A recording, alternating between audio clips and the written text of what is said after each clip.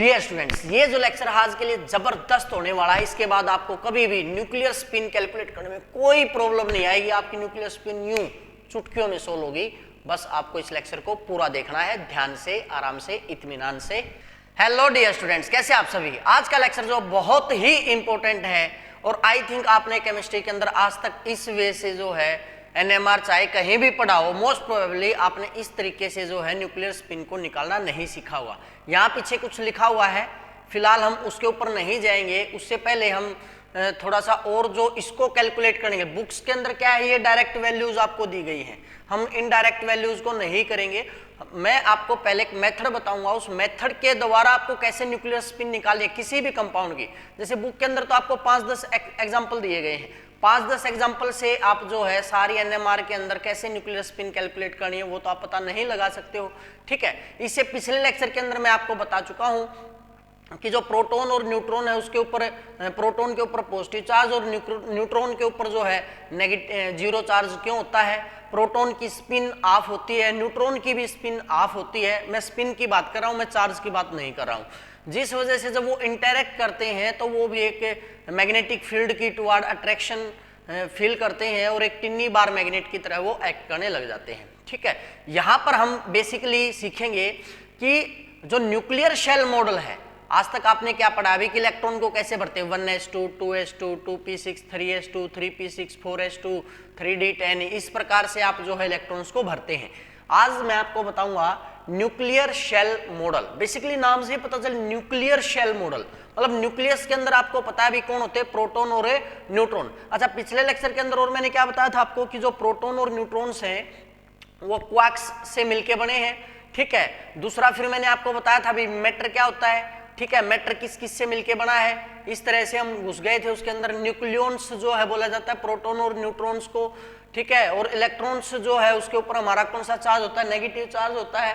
Proton plus neutron के ऊपर कौन सा चार्ज होता है, हमारा पॉजिटिव चार्ज होता है। और उसके बाद फिर मैंने आपको थोड़ा सा इंट्रो दिया था कि फादर ऑफ एनएमआर कौन है, ठीक है, और किस प्रकार से इसकी रिसर्च कब से स्टार्ट हुई और तब से लेकर अब तक क्या क्या चेंजेस आए हैं, या फिर इसका जो मोस्ट इंपॉर्टेंट रोल है वो क्या रहा है एनएमआर का। और फिर आपको बताया गया था कि जो ओड और इवन वाला कॉन्सेप्ट है। फिलहाल हम इसके ऊपर बात नहीं करेंगे, लास्ट में आएंगे इसके ऊपर। फिर आप देखोगे कि ऐसे चुटकियों में आप जो है न्यूक्लियर स्पिन बता पा रहे हो। उससे पहले मैं आपको बता रहा हूं न्यूक्लियर सेल मॉडल। जैसे इलेक्ट्रॉन्स को भरा जाता है उसी प्रकार से प्रोटॉन्स और न्यूट्रॉन्स को भरने के लिए क्या दिया गया भाई, न्यूक्लियर सेल मॉडल दिया गया है। इसके अंदर भी एक अलग अलग लेवल दिए गए हैं और किस लेवल के अंदर कितने इलेक्ट्रॉन आएंगे कि 1s अगर है, जैसे हम क्या पढ़ते हैं 1s है, 1p नहीं होता, 1d नहीं होता, 1f नहीं होता। यहां पर ऐसा नहीं, यहां पे 1s भी है, यहां पर 1p भी है, यहां पे 1d भी है, यहां पे 1f भी है। तो वो कैसे है और कैसे उसको याद करना है वो हम बात करते हैं। सबसे पहले अगर हम बात करें वो हम बात करते हैं 1s की। थोड़ा सा यहां से दिख रहा होगा ना, हाँ ठीक है, मैं यहां से बना देता हूं। ये क्या होगा हमारा लैम्डा 0, मैं ले लेता हूं 1s। 1s के अंदर आपकी स्पिन जो होती है इसको कैसे लिखा जाता है, 1sa ऑफ लिखा जाता है। क्या लिखा जाता है, 1sa ऑफ। इसके अंदर आपके कितने प्रोटॉन या न्यूट्रॉन भरे जाएंगे, 2। उसके बाद सेकंड लेवल पे आते हैं हम, लैम्डा 1। यहां पर आपका क्या आ जाता है 1p, ठीक है। 1s के बाद आपका आएगा 1p। 1p में 2, 1p के अंदर हमारे 2 हैं, एक 1p 3/2 और एक 1p 1/2। ये भी मैं आपको बताऊंगा कि 1/2 क्यों आया है और 3/2 क्यों आया है। उसके बाद लैम्डा 2। अच्छा, जो 1p 3/2 है इसके अंदर आप भर सकते हैं 4 प्रोटॉन या न्यूट्रॉन। 1p ऑफ जो इसके अंदर आप भर सकते हैं 2 प्रोटॉन या न्यूट्रॉन। इसके बाद 1p से ऊपर हम जाते हैं, क्या आ जाता है हमारा लैम्डा 2। लैम्डा 2 में आपको क्या बना है भाई, 1d, ठीक है। 1d के अंदर आपको क्या बना है, ऐसे भर देंगे 1d 3/2 और नीचे की तरफ 1d 5/2 और बीच में यहाँ पे क्या आ जाएगा 2s ऑफ। अब 1d 5/2 इसके अंदर कितने इलेक्ट्रॉन प्रोटॉन भरे जाएंगे, 6, 2s 2 और 1d 3/2 के अंदर है 4, ठीक है। इसके बाद लैम्डा 3 आ जाएगा 1f, क्या आ जाएगा 1f। 1f भी इसी प्रकार से भी तोड़ देंगे हम, ब्रेक कर देंगे।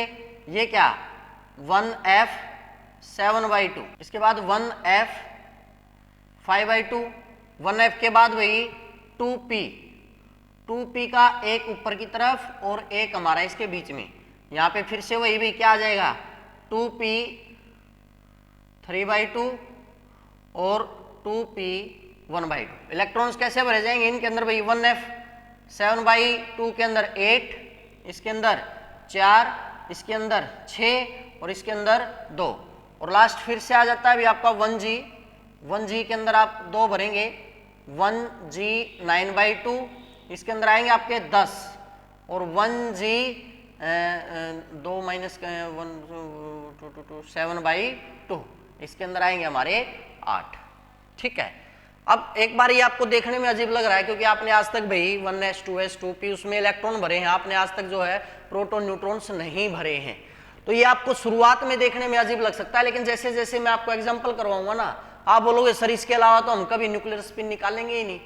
ठीक है, हालांकि कुछ एक्सेप्शंस भी आएंगे इसमें कि जो ये सेल मॉडल जो है एक्सप्लेन नहीं कर पाएगा, वो एक्सेप्शन भी मैं आपको बताऊंगा। लेकिन सबसे पहले हम इन्हीं की बात करते हैं, आपको याद कर लेना है। अब यहाँ पर एक चीज आ रही है भाई, ये हाफ जो है ये क्या है, ये 3/2 है, ये क्या है, ये हाफ है, ये क्या है, ये 5/2 है, ये क्या है, it's J, it's total angular momentum. क्या है, टोटल एंगुलर मोमेंटम। कैसे निकालते हैं इसको, L प्लस एस मॉडुलस से लेकर लिमिट जो वैल्यू रखते हैं हम L माइनस एस। ठीक है, अब ये L क्या होता है भाई, ये होता है हमारा ऑर्बिटल क्वांटम नंबर। क्या होता है भाई, ऑर्बिटल क्वांटम नंबर। अब ऑर्बिटल क्वांटम नंबर भाई s ऑर्बिटल के लिए L की जो वैल्यू 0 होती है, P के लिए 1 होती है, D के लिए 2 होती है, F के लिए 3 होती है, G के लिए 4 होती है। ठीक है, प्लस में क्या है S। अब मान लिया सपोज कीजिए आप 1s के लिए निकालेंगे, S के लिए L की वैल्यू क्या 0, प्लस में S क्या होगा हमारा हाफ, स्पिन तो हाफ रहेगी, या तो प्लस हाफ या माइनस हाफ। एक बार ये आप पुट कर दी और लिमिट कहां तक लेकर गए माइनस हाफ। तो ये मॉडुलस किस लिए होता है कि माइनस की वैल्यू होगी तो प्लस रहेगी, प्लस है तो प्लस है, तो 2 ही वैल्यू पॉसिबल है यहां पर। तो S में कितने भरे हमने 2 भरे हैं। ठीक है, उसके बाद नेक्स्ट चलते हैं। अब P के लिए L की वैल्यू कितनी है 1 है, तो आप पुट कीजिए यहां पे 1 प्लस हाफ। ठीक है, क्या आ गया 3/2, देखिए 3/2, इसके अंदर कितने भरे जाएंगे 4। फिर नेक्स्ट पुट कीजिए आप 1 माइनस हाफ, तो क्या बचेगा हाफ। क्लियर है, फिर आ जाइए आप 1D पे, 1D में क्या है 5/2। अब D के लिए L की वैल्यू कितनी है 2, तो 2 प्लस हाफ कितना होगा 5/2। फिर 2s का तो हाफ निकाल ही चुके हम, हाफ ही रहेगा, क्या प्लस और क्या माइनस। और फिर D में भाई यहां पे हम पुट करेंगे तो 2 माइनस हाफ, तो कितना बचेगा 3/2। फिर भाई F मैंने बता दिया, ये 1f 7/2, अक्सर थोड़े छोटे दिखाई दे सकते हैं आपको, तो जो वैल्यू मैं बोल रहा हूं उस हिसाब से आप लिख लेना। 1f क्या है 7/2, तो इसमें क्या है F के लिए L की वैल्यू कितनी है 3, तो 3 प्लस हाफ करेंगे तो कितना होगा 7/2 हो जाएगा। नेक्स्ट वही 2p, L की वैल्यू 1 प्लस हाफ करेंगे तो 3/2, फिर जो F की वैल्यू 3 थी उसमें से हाफ माइनस करेंगे तो 5/2 हो गया। फिर P के लिए L माइनस 1 करेंगे तो हाफ हो गया। फिर G के लिए L की वैल्यू कितनी है 4, तो क्या हो गया। तो इस प्रकार से जो है आप 1G से या 2s से लेकर वहां तक कर सकते हो। बात आती है कि यहाँ पर जो प्रोटॉन या न्यूट्रॉन भरे गए हैं कि वो 2 4 2 6 2 4 8 4 6 2 10 8 ये क्यों भरे गए, इसको भरा जाता है फार्मूले 2J+1 के द्वारा। किस फार्मूला के तहत भरा गया इनको 2J+1। अब ये J है हमारा, ठीक है, तो 1s में अगर मैं फिल करूंगा 1s में J क्या है हाफ। अब फार्मूला क्या है भाई 2J+1, J की वैल्यू आप पुट कीजिए 2 × हाफ प्लस 1, 2 से 2 गया हमारा, 1 और 1 2। ठीक है, फिर P में कितना है 3/2, J की वैल्यू 3/2, तो 2 × 3/2 + 1, 2 एकम 2, 3 और 1 है 4, फिर से हाफ आ गया, हाफ के लिए फिर से 2 आ गया।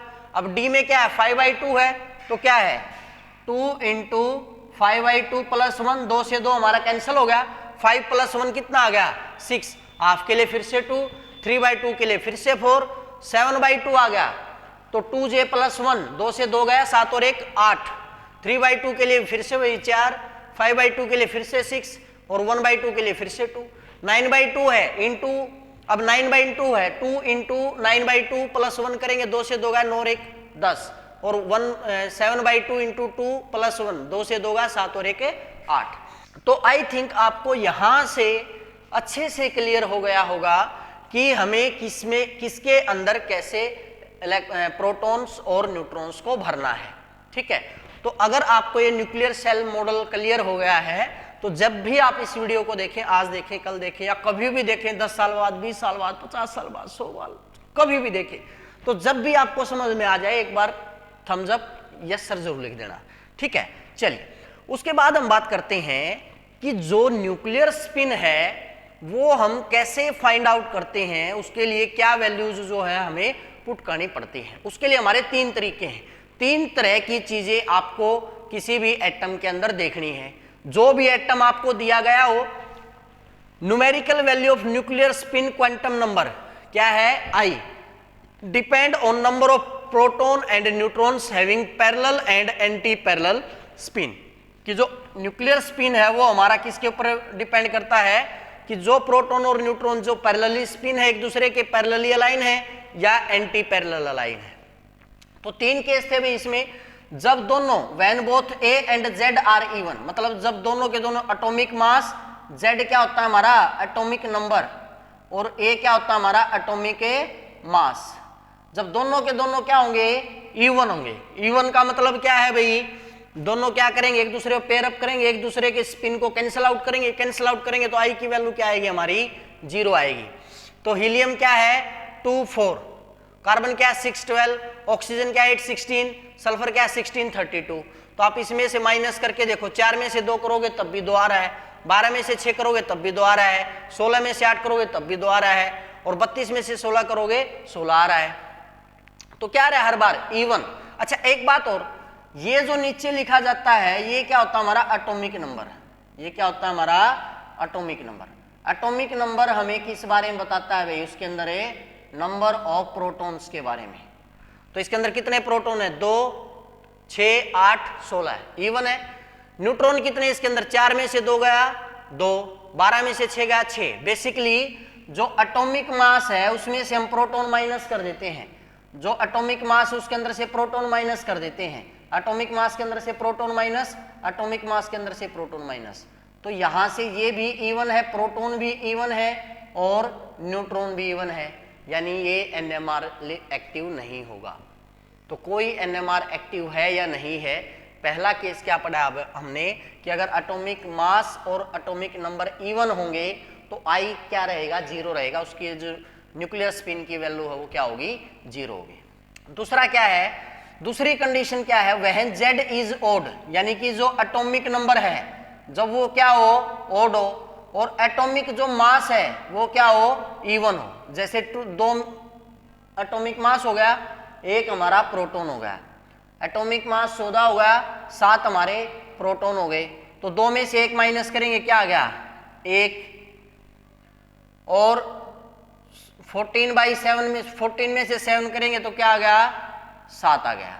ठीक है, अब कितना है इसका है 1। हम हाइड्रोजन को लेकर के चलते हैं। अब इसमें आपको एक बात देखनी, यहाँ पर बहुत इंपॉर्टेंट बात है कि प्रोटॉन भी ओड है और 2 में से 1 गया न्यूट्रॉन भी ओड है। जब दोनों क्या आ जाएं ओड आ जाएं, जब दोनों क्या आ जाएं ओड आ जाएं, तो उस केस में आपको क्या करना है भाई, उसके लिए आपको L और J की वैल्यू लिखनी है। ठीक है, तो L कितना होगा इसके लिए, S ऑर्बिटल के लिए L कितना था 0 और J कितना है हाफ, क्योंकि भाई प्रोटॉन भी 1 है और न्यूट्रॉन भी 1 है, दोनों क्या है ओड। जब प्रोटॉन और न्यूट्रॉन दोनों ओड आ जाएं तो उस केस में आपको क्या करना, उनको पहले उनके लिए L और J की वैल्यू लिख लेनी है। तो L क्या है 0, J क्या है हाफ। फिर ये मान लिया प्रोटॉन के लिए है, फिर न्यूट्रॉन के लिए देखेंगे L क्या होगा 0 और J क्या होगा हाफ। अब इसका जो जोड़ आएगा वो देखिए आप ओड है या इवन है। अगर ओड है तो ऐड कर देंगे और इवन आ जाता है तो उनको आपस में माइनस कर देंगे। कैसे, जैसे यहां पर J हाफ और हाफ कितना आ गया 1, तो ये हमारी किसकी वैल्यू आ गई, I की वैल्यू आ गई। कितनी आ गई 1। नेक्स्ट फिल करते हैं हम, इससे आपको और अच्छे से क्लियर हो। नाइट्रोजन है कितना 14 7, 14 में से आप 7 माइनस कर दिए, 14 में से 7, तो न्यूट्रॉन कितने इसके अंदर हैं 7 और प्रोटॉन कितने हैं 7। पहले आप इनको न्यूक्लियर शेल मॉडल में भरिए, आपको प्रोटॉन भी बने पड़ेंगे। जब ये दोनों ओड आ जाएं तो आपको दोनों बने पड़ेंगे। हाँ ऐसा होता है एक इवन होता है एक ओड होता है, तो इवन वाला तो अपनी स्पिन को कैंसिल कर देता, केवल ओड को भर लेते हैं हम। तो नाइट्रोजन के अंदर न्यूट्रॉन 7 और प्रोटॉन है 7, यहां पे भरिए। आप कैसे भरोगे 1s हाफ 2, 1p 3/2 4 और 1p 1/2 कितना 1, 2 4 6 और 1 7। ठीक है, अब ये तो कैंसल आउट हो गया भाई, 2 है 4 है इवन है, ये है, ये हमारा क्या आ गया इसके अंदर एक प्रोटॉन। अब न्यूट्रॉन के लिए भी यही लिखना पड़ेगा भाई, ये प्रोटॉन के लिए था, मान लिया ये न्यूट्रॉन के लिए था। न्यूट्रॉन के लिए भी क्या लिखूंगा फिर से 1s हाफ की 2, 1p 3/2 की 4 और 1p हाफ की 1। तो यहां पे भी क्या आ जाएगा 1p हाफ की 1, इसके अंदर क्या भर दिया भी हमने 7 है न्यूट्रॉन। अब यहां पर देखेंगे इसके लिए वही L और J की वैल्यू, क्या देखेंगे हमें L और J की वैल्यू। भाई बहुत कॉम्प्लेक्स है, थोड़ा सा बच्चे पजल हो सकते हैं, इसको 2 बार से आप रिपीट करके देख लेना। L और J की वैल्यू तो क्या है हमारा 1p है, p के लिए L की वैल्यू कितनी थी 1 और J कितना अभी हमारा इसका हाफ। ठीक है, फिर से ये मान लिया प्रोटॉन के लिए, न्यूट्रॉन के लिए L की वैल्यू 1 और J क्या हमारा हाफ। अब आप इसका टोटल कीजिए, टोटल करेंगे तो क्या आएगा 1.5 प्लस 1.5 तो कितना आ गया 3। अब ये भी तो, ये तो रिजल्टेंट आया है, अभी तक ये एक्चुअल में नहीं आया, ये तो दोनों का आ गया। अगर ये जो जोड़ आया है ये ओड है, ये जो जोड़ आया है इनका अगर ये क्या आता है ओड आता है, तो आपको J कैसे निकालना है, J of proton plus J of neutron. अब J प्रोटॉन का हाफ है और न्यूट्रॉन का हाफ है, हाफ हाफ कितना हो गया 1। देखिए दोनों का कितना था 1। नेक्स्ट क्या है बोरोन 5 10, I की वैल्यू देखिए। अब टीचर्स क्या समझाते हैं, ये 1 2 ये 7 14 ये 5 10, इसमें भी ओड है इसमें भी ओड है इसमें भी ओड है, इसमें 1 1 इसमें 7 7 इसमें 5 5 है, लेकिन 1 1 और 7 7 वाले की I की वैल्यू 1 आई है, लेकिन 5 5 वाले की वैल्यू I की वैल्यू 3 क्यों आ गई। इस क्वेश्चन का आंसर हमारा इस डायग्राम से मिलता है। अब हम बोरोन का केस लेकर के चलते हैं। जहां तक अगर आपको क्लियर नहीं है तो मैं दोबारा से एक बार फिर बता देता हूं कि जब आपके प्रोटॉन और न्यूट्रॉन दोनों ओड आ जाएं, प्रोटॉन 5 है इसके अंदर और न्यूट्रॉन 5 नहीं सॉरी 7 है, प्रोटॉन 7 है और न्यूट्रॉन 7 है, तो उस केस में आपको न्यूक्लियर शेल मॉडल के अंदर भर लेना 2 और 4 6 और 1 7। मैं आपको बताऊंगा भी कि इसमें 2 बता दिया आई थिंक मैंने कि 2 क्यों आया 4 क्यों आया 1 क्यों आया, इस प्रकार से मैंने आपको बता दिया रीजन इसका क्या था, कैसे निकालते थे हम 2J + 1। तो यहां पर J की वैल्यू पुट कर दे तो ये आपके नंबर ऑफ प्रोटॉन और न्यूट्रॉन दोनों आ जाएंगे। तो अब हम बात करते हैं, मैंने क्या बताया प्रोटॉन 7 है न्यूट्रॉन 7 है, 2 4 और 1 बच गया, 2 और 4 6 और 1 7 1 बच गया, तो इस 1 को 1p half 1 1p half 1, proton भी बना पड़ा न्यूट्रॉन भी बना पड़ा क्योंकि दोनों ओड है। तो फिर उसके लिए हम क्या लिख लेंगे, कौन सी वैल्यू लिखी थी हमने L और J की वैल्यू। तो प्रोटॉन के लिए 1 और हाफ होगी क्योंकि P के लिए L क्या था 1 और न्यूट्रॉन के लिए भी L 1 और J हाफ। इन दोनों को जब हम ऐड करेंगे L + J को तो कितना आ गया 3, अब ये जो जोड़ आया है ये क्या आ गया, ओड आ गया। सपोज करो अगर ये जोड़ इवन आ जाता तो उस टाइम पे हम इनको क्या कर देते, माइनस कर देते। क्या कर देते, माइनस। तो बोरोन वाला केस देते हम, क्या लेते हैं भाई, बोरोन वाला केस लेते हैं। अगर ये जोड़ ओड आ जाए तो प्लस और इवन आ जाए तो क्या करना आपको, माइनस करना है। क्या करना आपको, माइनस। चलिए आगे चलते हैं हम। नेक्स्ट एग्जांपल आपके सामने है बोरोन का। बोरोन का एटॉमिक नंबर भाई 5 और मास भी 10, न्यूट्रॉन भी 5 और प्रोटॉन भी 5, दोनों क्या है, ओड है। When Z is odd, A is even. ठीक है, अब यहां पर A क्या है, ये तो इवन है और Z क्या है, ओड है। तो जब Z ओड हो और A इवन हो तब आपको क्या करना है, पहले आप क्या निकाल लीजिए उसके अंदर नंबर ऑफ प्रोटॉन और न्यूट्रॉन।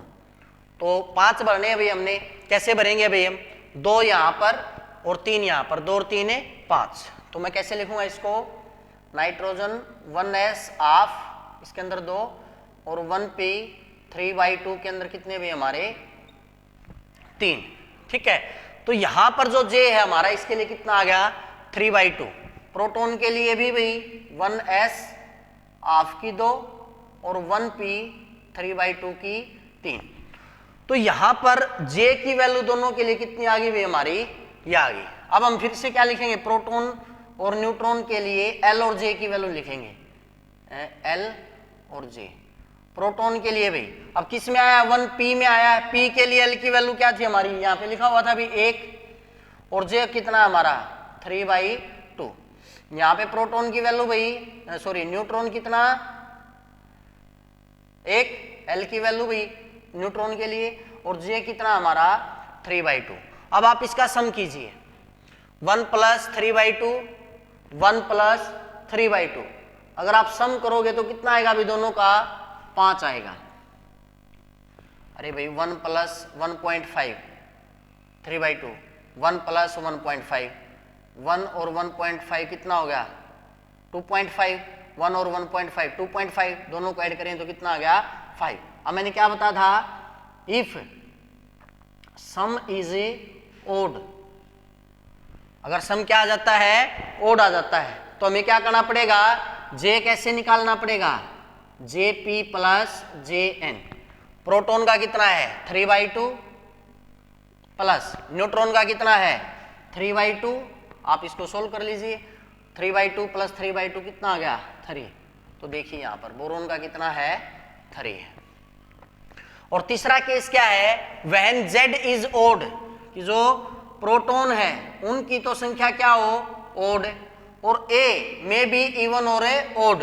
A हमारा चाहे ओड आ जाए, जैसे 1, 3, 15 और 19 और 31, ये क्या है ओड।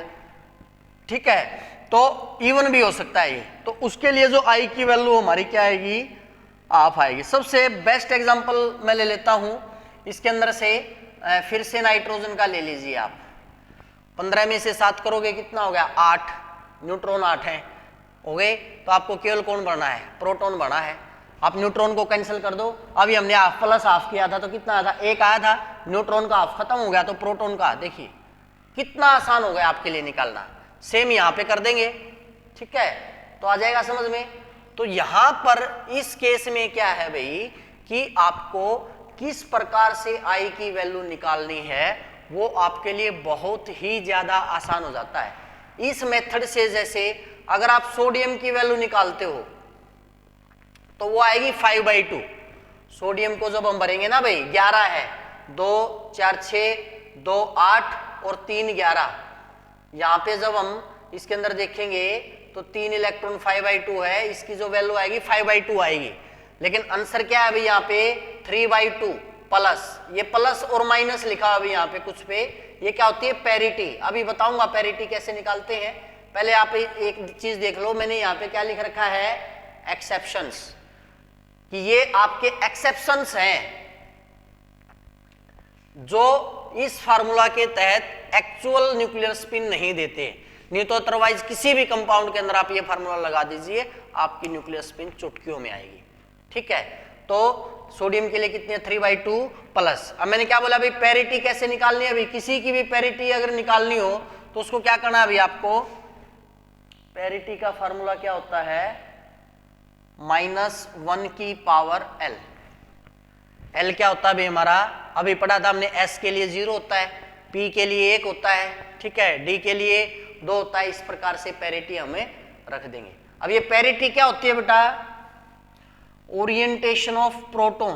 किसके बारे में बताता है ये, ओरिएंटेशन ऑफ ए प्रोटॉन, कि जो प्रोटॉन है वो क्लॉकवाइज ओरिएंट हो रहा है या जो प्रोटॉन है वो एंटी क्लॉकवाइज रोटेट हो रहा है। जैसे पैरिटी हम बोरोन के लिए निकालेंगे भाई, किसके लिए निकालेंगे, बोरोन के लिए, क्योंकि हमारे सामने एग्जांपल लिखा हुआ है।